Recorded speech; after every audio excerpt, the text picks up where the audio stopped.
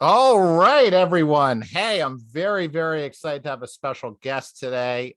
We have Nik Rajagopalan on the channel. And on Reddit, Nik is known as Mango Gerbil. I'll put all the deets down below for everybody to check that out. Nik is a bioinformatics student at George Mason University and rides motorcycles. Very cool, Nik. Nik, thanks for joining me. What's going on, man? Hey, Max. Excited to be here. Very glad to talk poetry with you tonight. I'm really looking forward to kind of getting down to the nitty-gritty on my work and kind of picking your brain on some stuff and just having a good time. Sweet. That works for me. Hey, you are one of the nicest people I've dealt with in recording videos and corresponding with people and doing just emails and back and forths. It's so rewarding to be able to be able to engage with a person like yourself. It's been very gratifying. Also to be able to see some of the success that you're having with your writing, that you've been able to very quickly publish a few pieces. That also says just a tremendous amount about your whole approach, your attitude, how you look at starting from the blank page. But before we really delve into your work, I was hoping, other folks who watch the channel, how did you decide to reach out? What kind of made you figure like, oh, I'll drop Max a line. Let's see what's up with him, and what made you want to connect? Well, actually, so I was taking a college poetry class last year, and I was struggling because I just couldn't figure out some of the formal stuff, and I couldn't really get the meter down, that kind of thing. And I actually was recommended one of your videos by a Google search. Wow. And I Googled poetry. I can't remember the exact terms. This was like a year ago, but it was something like poetry analysis videos. And I Googled and I found one of your sonnet analysis. And then I understood none of it. And then I moved on to your OCPoetry trolling series, which I understood a little more. And I just ended up binging the entire series up to that point in like a couple days. And I saw you had your book available, The Elemental Guide to the Poetry in the Workshop. And so I checked that out, picked up a copy on Amazon because I do like supporting creators and I do enjoy physical copies over ebooks, of course. And then everything really started to click. And then I realized once I read this book, especially with the sections regarding Chinese poetry, I hope you don't mind if I mention that. Not at all. No. Really, it started to get me to a point where I could succeed in my class. I ended up getting like a B+ or something, which from a D is pretty good. I mean, so then I started writing my own poetry and kind of experimenting, and then I started to reach out with one of the poems you'll see here today. Fantastic. Nik, it's a great success story. I know as a scientific mind like yourself, this isn't a controlled study. So we don't have a Nik twin who underwent a comparable series of steps, but without me as an intervention. And I think based on your background, your proclivities, the way you respond to challenges, we might find that your twin did pretty darn good without me. But I appreciate the shout out. And that's what it's all about. I feel like one of the weird things about literary culture in the United States is there's actually so many people like me who would love to help talented young writers like you. There's tons of people who went through an MFA program and or whatever, or just are really, really knowledgeable on some element of poetry, and we're isolated from people, and that's painful and frustrating too. So taking it on the flip side, I feel like being able to be present in some way on your journey is really, really exciting. It's especially exciting because it's just starting. So let's look at a few poems together. I definitely wanted to, you had emailed me this poem. You actually had it included in your portfolio originally. I wish I could get this orphan control a little bit better. So let's see if I can do that. There we go. There we go. This is a professional YouTube channel, ladies and gentlemen. What grabbed me about this poem so much, well, actually, why don't you give it a read, Nick, and I'll shut up for a second. All right, sure. All right, the poem is titled Calvin and Hobbes. I drown in candy paint, hoping you might mistake the light bouncing between coats for something resembling my lost vibrance. I was the emerald flash at the edge of sunset, the sequoia stabbing heaven and anchoring it to earth. I have faded to an arctic white. My glacier reaches the depths, but with precious little above, the viridian me may never return. Hope resides in a handful of seeds. The forest is gone, while the tundra remains. But one day I will blanket it with snowdrops, becoming something more than a lone polar bear in a snowstorm. Is that okay? It's great. Thank you. Thank you. So I think a lot of people listening right now are going to be like, why did Max want to talk about this poem? It doesn't make any sense. It's called Calvin and Hobbes, which sets up this expectation that it's going to be about the comic. And then there's a lot of interesting imagery in the poem, but it doesn't immediately seem to connect back. And I feel like because of the strength and the conviction of this voice, and especially this kind of concentrated nostalgia in this poem, I feel like there's an opportunity here, something special going on. I don't know where you came up with some of this language. Sequoia stabbing heaven and anchoring it to earth. This stabbing gesture in there really makes me think this nostalgia, this recollection that the speaker is doing connected to Calvin and Hobbes is not a straightforward type of recollection. It's not like a casual, easy, like, yeah, that was a cool comic I used to read when I was young. There's something much more intense going on. And that this gesture expands quite a bit in that next line when we get this, my glacier reaches the depths. It's my glacier.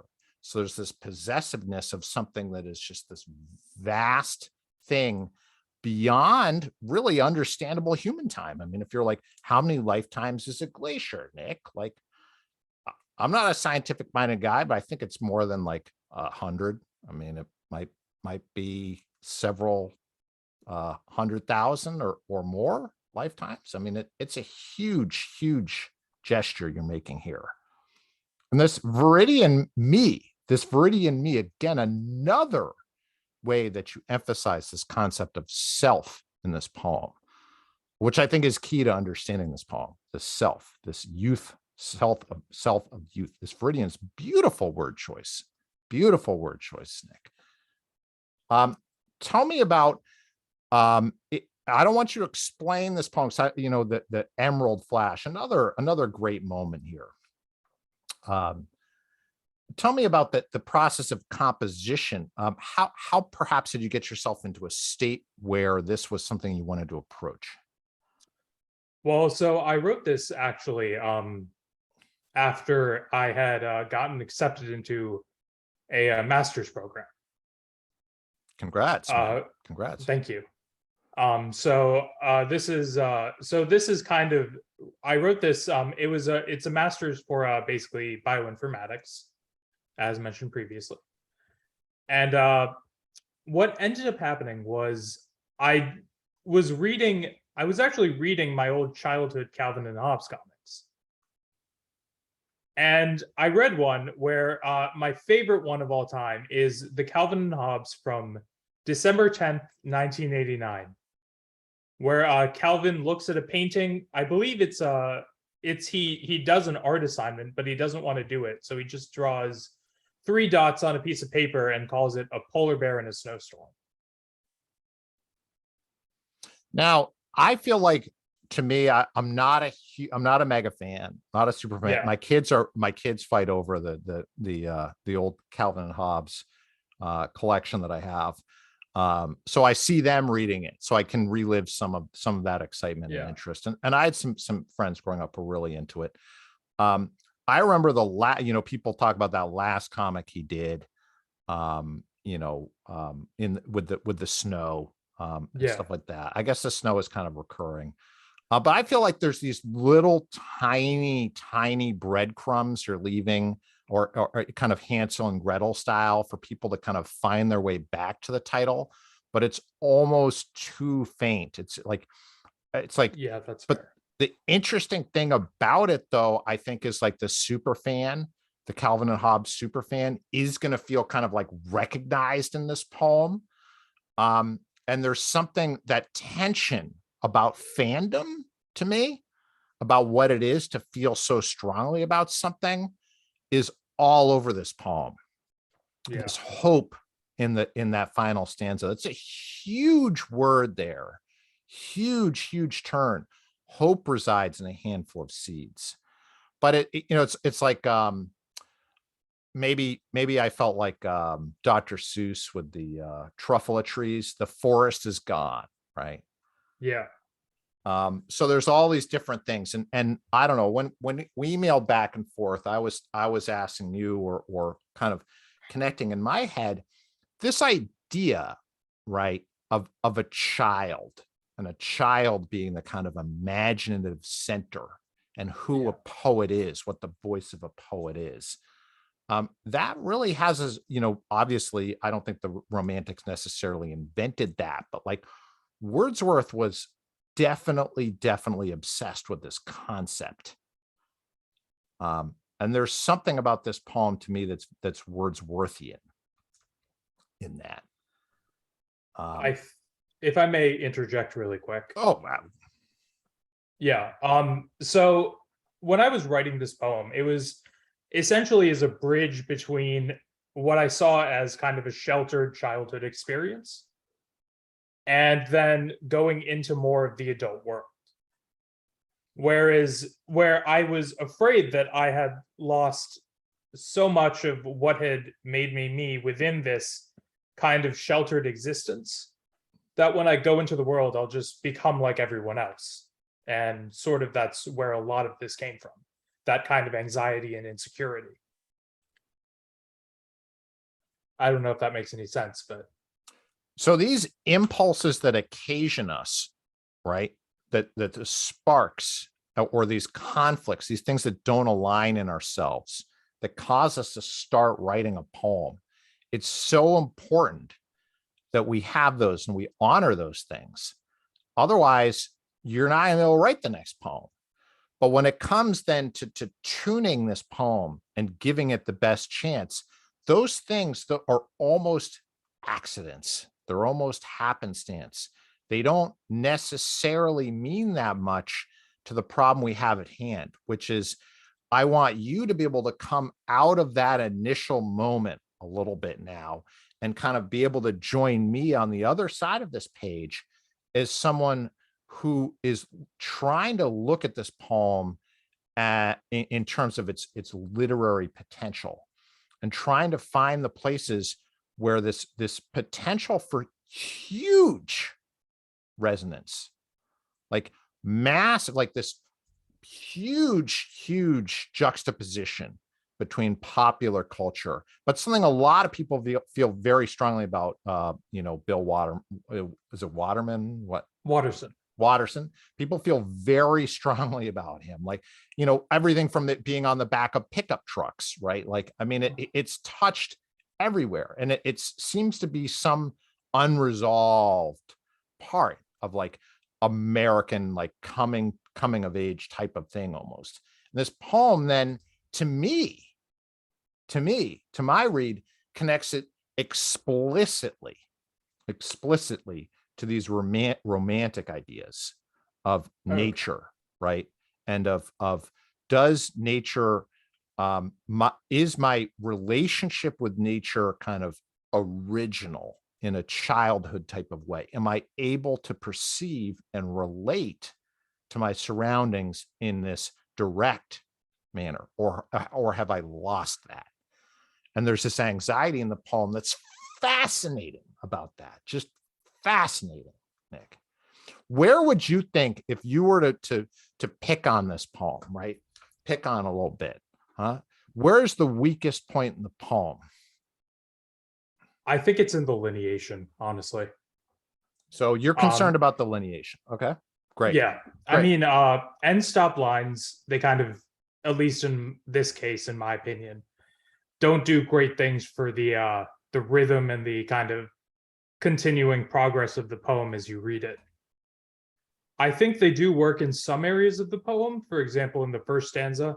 Let's I talk do- about the first stanza.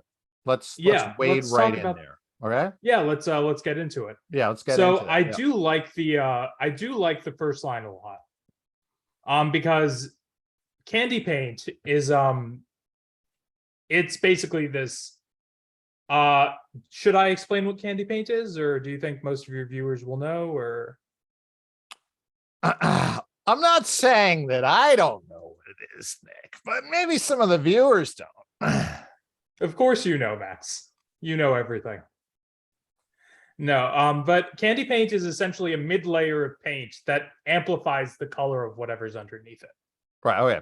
Yep. Oh, it's a Yeah. shame. It's a shame, Nick, because my mother's a studio artist. So, you know. Yeah.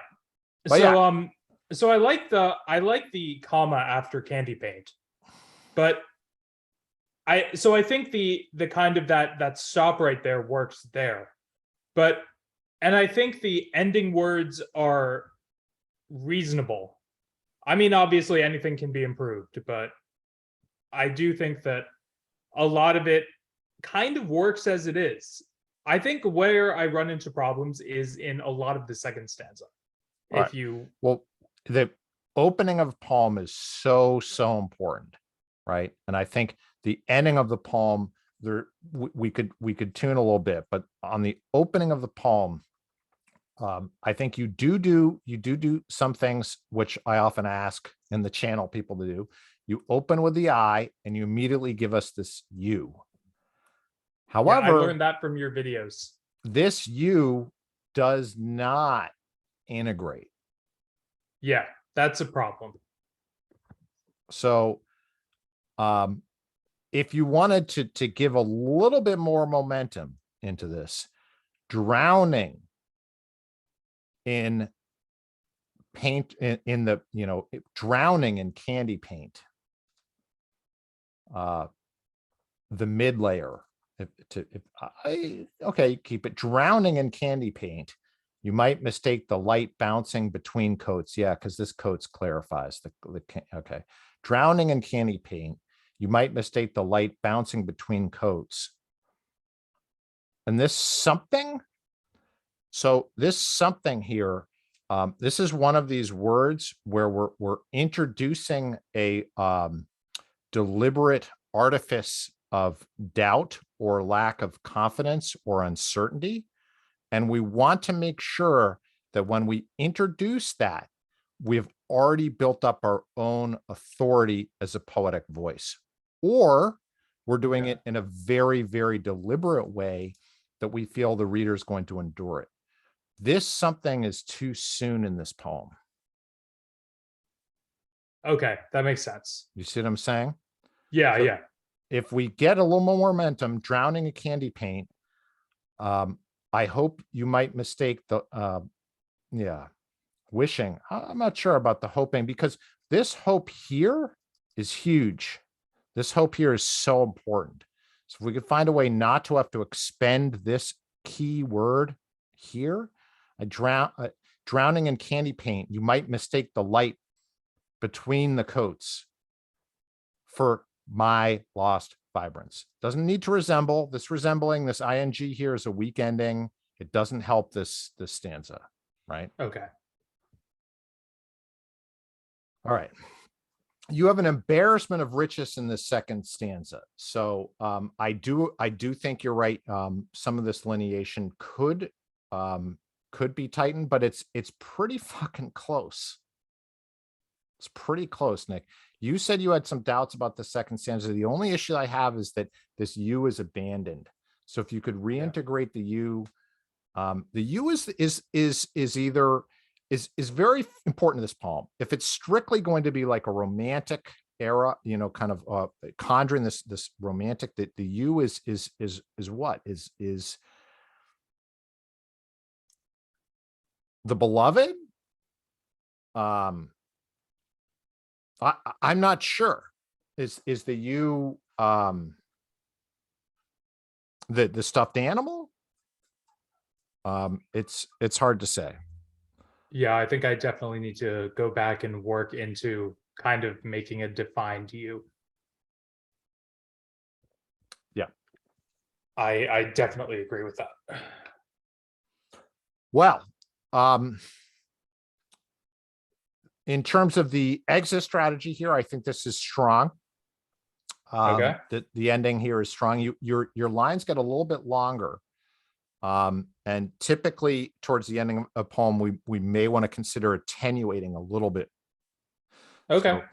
So just instead of shorten down. longer, we would tend towards shorter. Okay, I can do that.